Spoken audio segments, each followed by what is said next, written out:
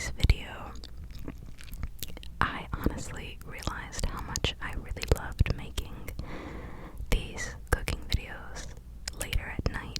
It felt very, very peaceful, and it felt like I could really focus in on the moment. I don't know how to explain it, but it was just nice. And I would like to quickly say thank you so much to you guys for 8,000 subscribers.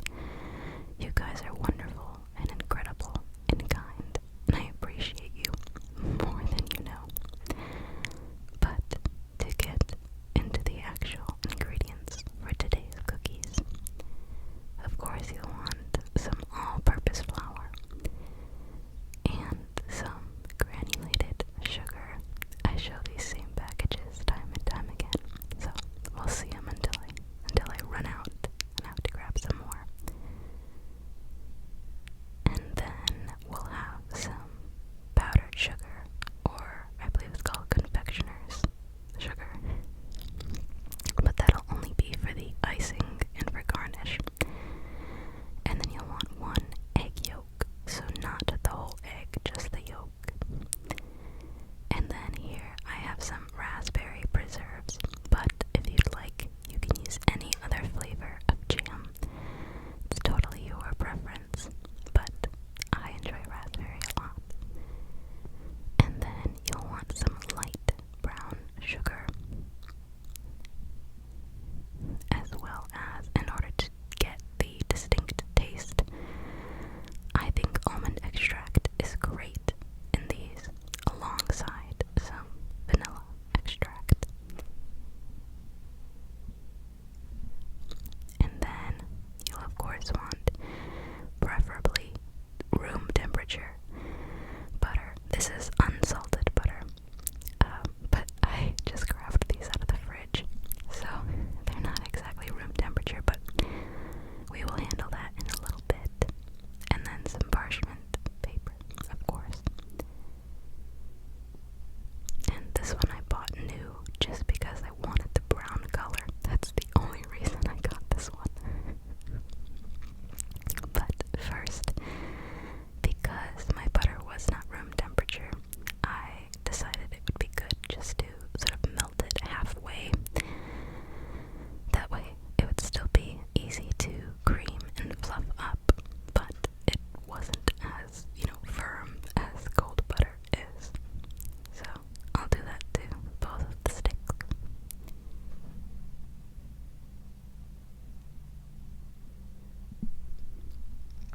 And normally for other recipes like cookies, the preference is a good melted butter.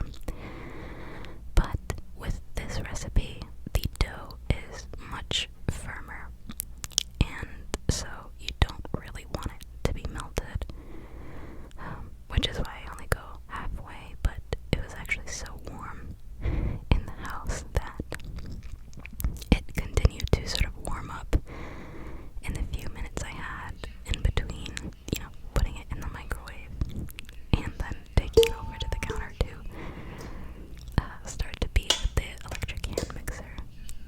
So it worked out, I guess. And then you'll want to, as you would with many recipes, is start to cream the butter, aerate it. And my mixer here technically does have 2 slots for 2 different whisks to go into, but I could not find the other one to insert, so I just have one. But it does the job, so I think I will do without the other one. And then once you get some air into the butter, you want to scrape down the sides, as you do in every recipe. Keep it clean and keep it all incorporated so that you don't have any leftover ingredients on the side of the bowl, because sometimes it can be the little things that end up altering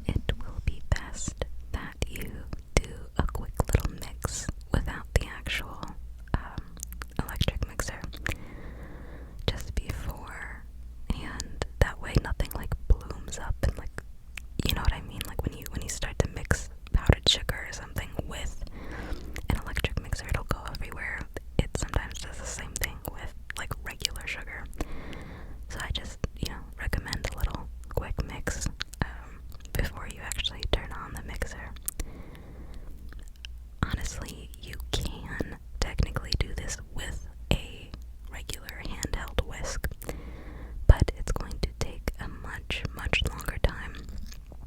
So I do recommend that you have some sort of electric mixer. I don't even have like the one that you can just turn on and leave to do the work for you. Honestly, I wish, but this works totally fine for now. And then once all of that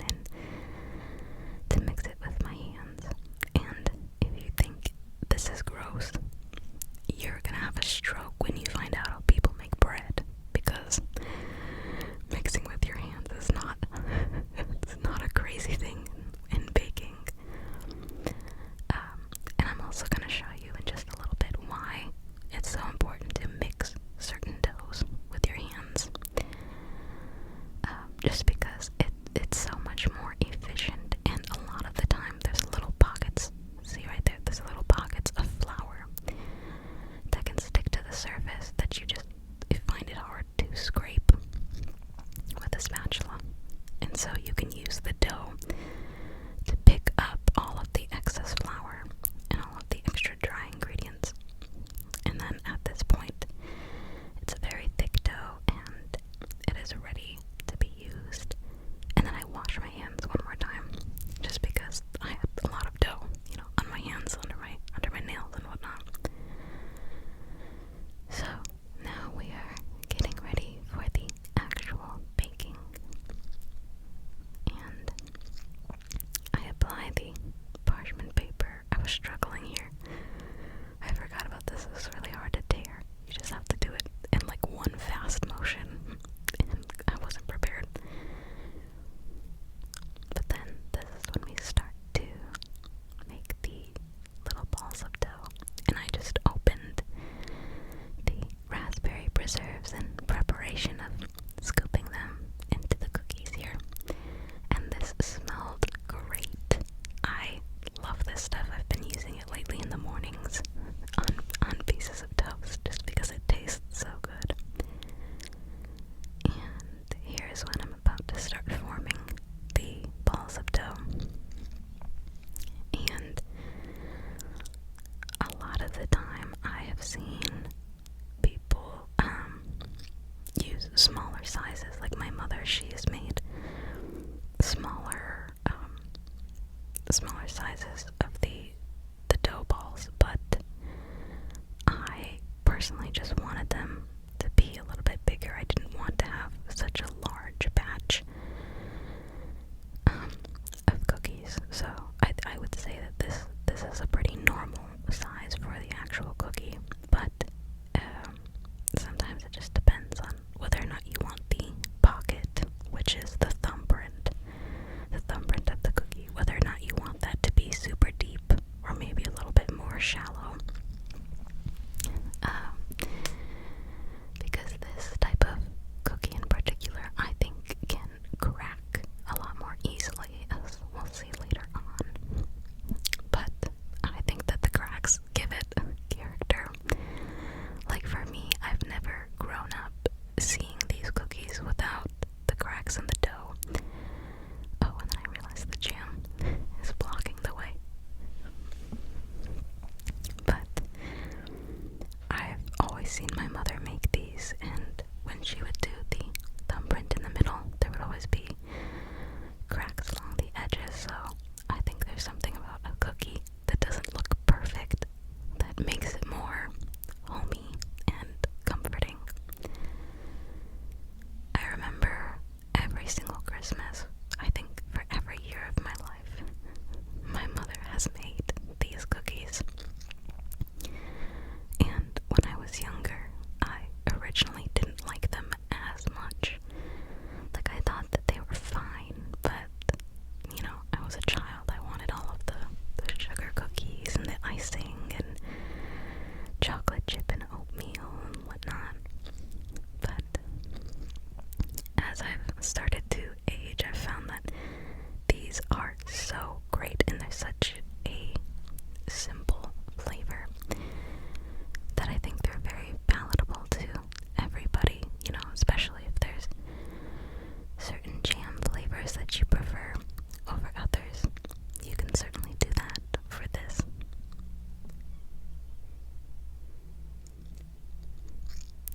And I think for other recipes, most people would freeze, or not freeze the dough per se, but they would chill it for a while. I think my mother used to do that as well, but it's not necessary technically. And here I am trying to do the thumbprint just to try it out, but then I realized it would be much easier for me to just use a measuring spoon to create the pocket. So technically I'm, just a big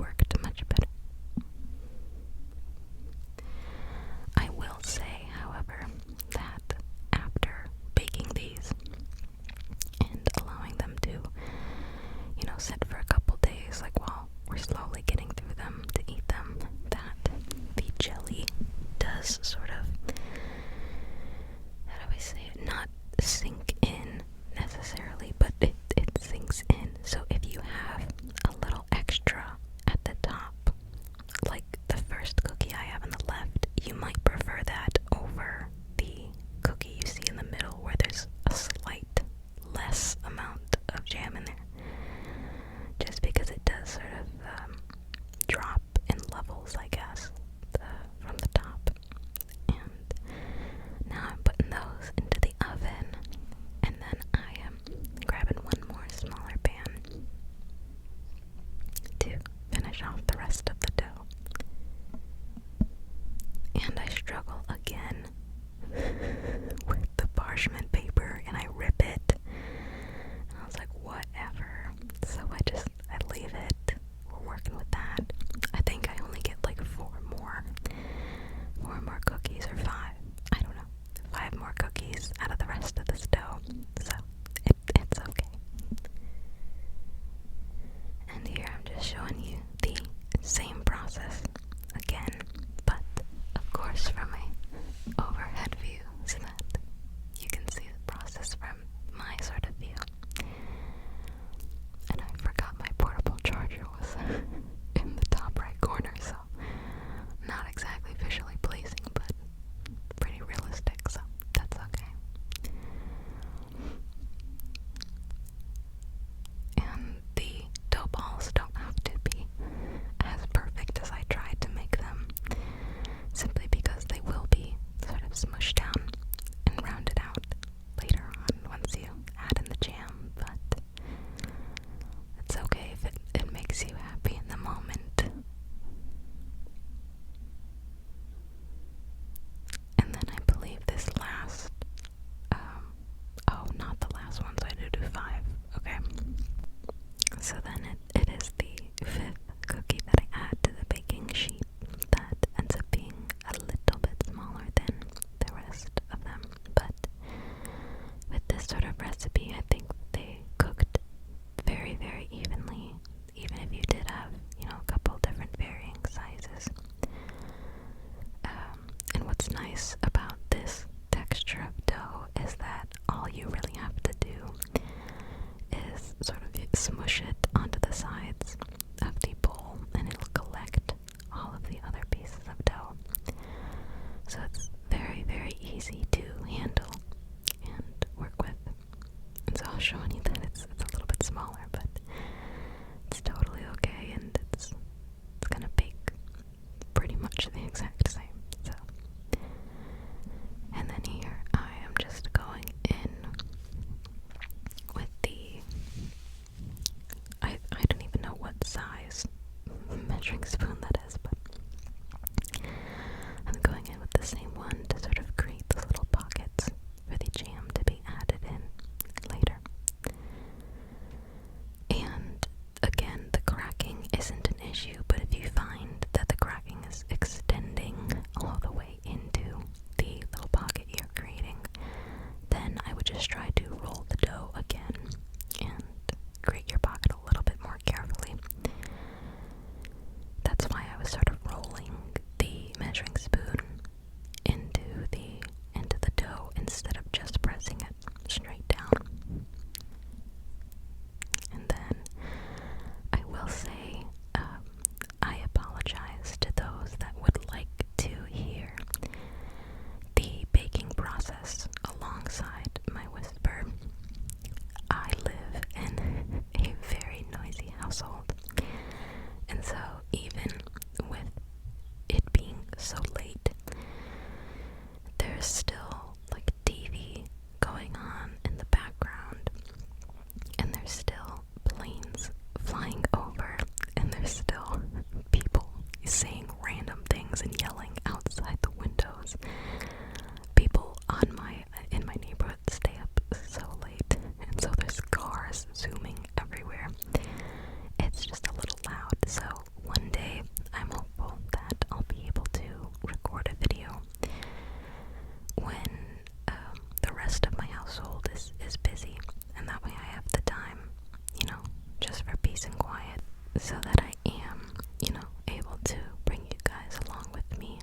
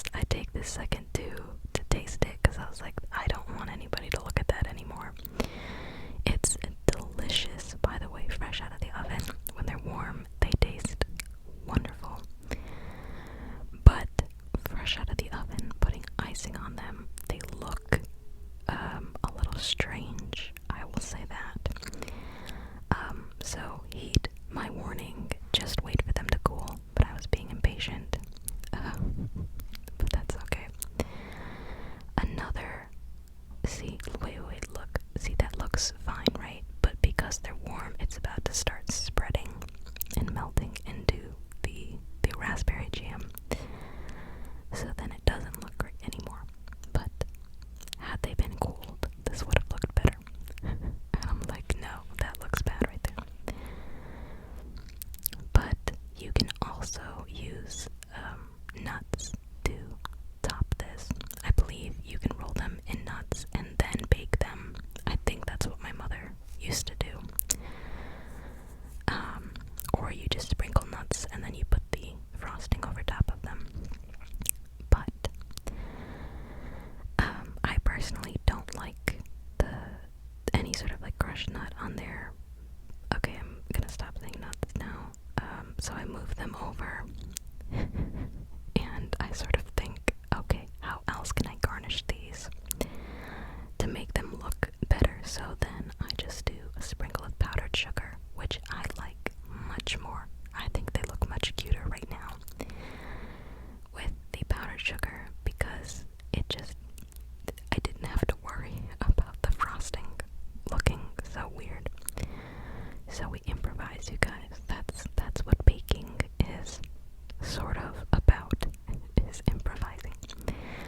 And then once I am done sprinkling the sugar over those, I add in the second batch of cookies and I leave those plain. Just because I know maybe my family might want a plain one instead. So I just leave those ones be. That way we have a little bit of variety in there. So we've got some with the icing and the powdered sugar, some with just the powdered sugar, and then some with just the jam and no other topping. But they are so delicious. I think they're great. They're so great with coffee, and they're great just as a little dessert in general. And here I'm going to show you one of the powdered sugared ones up close. They're very, very delicious. I love them now. And here's the finishing overview of my little baking scene here. So I really hope you guys enjoyed this video. I really hope you enjoy